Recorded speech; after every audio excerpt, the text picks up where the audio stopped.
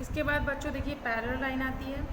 Parallel line में आपको क्या करना है, two lines and more straight lines are said to be parallel to be each other if they are same plane do not meet we when produced to either side of the figure L parallel to M.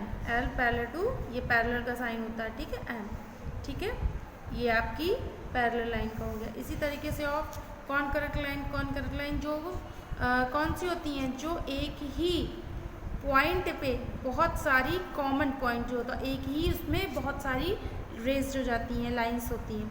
जैसे 3 or more lines are said to be concurrent if all the lines pass through the same common point पे जा रही है if their figure A B C D and E F, A B C D E F, ठीक है। Third common point of O, देखिए common point O पे जा रहा है। These lines are concurrent lines, there common point of O is called is concurrency. Okay, angle क्या होते हैं, एंगल आपको पता है, angle an angle is formed when two rays originate the same end point, the rays making of angle is called angle in point is called vertex of angle, ठीक है। तो क्या होते हैं, ओ ए ओ बी, ये एक एंगल बना रहा है, ठीक है।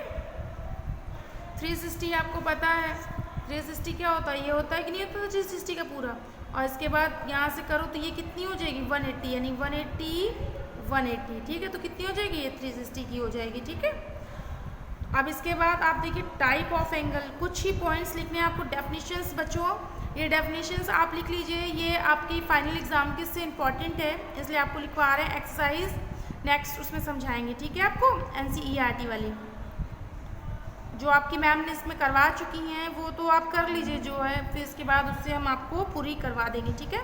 राइट एंगल क्या होता है, जो 90 डिग्रीज का होता है, measure of 90 degree is called a right angle. Okay student, आप देख लीजिए एक्यूट एंगल क्या होता है, angle whose measure of between 0 to 90, 0 और 90 के बीच में जो होता है उसको बोलते हैं एक्यूट एंगल, ठीक है।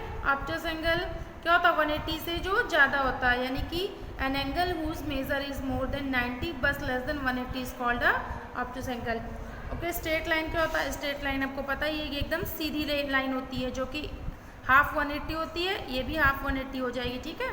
तो क्या हो जाएगा, 180 ये है और 180 ये भी हो जाएगा, तो कितने 360 की टोटल हो जाएगी कि नहीं हो जाएगी। तो हमें स्ट्रेट लाइन पूछी गई तो मैंने इसको ही बताया। रिफ्लेक्स एंगल क्या होता है, एन एंगल, ये सारे एंगल आपके सारे ही काम आएंगे एक्सरसाइज में, ठीक है, इसलिए मैं आपको सारे बता दे रही हूँ और आप ये लिख लीजिए। Reflex angle, an angle whose measure more than 180 but less than 360 is called a reflex angle. देखिए मोर देन 180, लेस देन 360 से कम और 90 से ज़्यादा, ठीक है, ठीक है। इसके बाद कॉम्प्लीमेंट्री देखिए, two angle whose measure called is complementary, ठीक है। 90 एंगल में जो करेगा two complementary angle is called a complement is each other. Example देखिए, इस पर एंगल हुज देखिए 65 और 25 दे रहे कि नहीं, ये क्या होते हैं, इनको कॉम्प्लीमेंट्री एंगल भी बोलते हैं, ध्यान रखिएगा आप लोग। सप्लीमेंट्री एंगल क्या होते हैं, two angles sum of 180 is called supplementary, मतलब आने चाहिए आपके 180, लेकिन अगर वो 20 से अगर कोई भी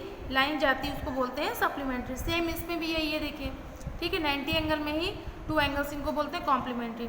तो ठीक है बच्चों, इस हिसाब से ये आपके इतने कर लीजिए, ठीक है। Two angles, to supplementary angle is called supplement each, for example देख लीजिए, ठीक है। इसी के आपको नोट करने हैं, इसके बाद आपको एक्सरसाइज नेक्स्ट वीक में बताएंगे, ठीक है बच्चों। इनको ध्यान से देख लीजिए, एक बार लिख के समझ जरूर लीजिएगा, जो नहीं आए फिर पूछ लीजिए। ओके, आई होप आप लोग को समझ में आ गया होगा। Thank you.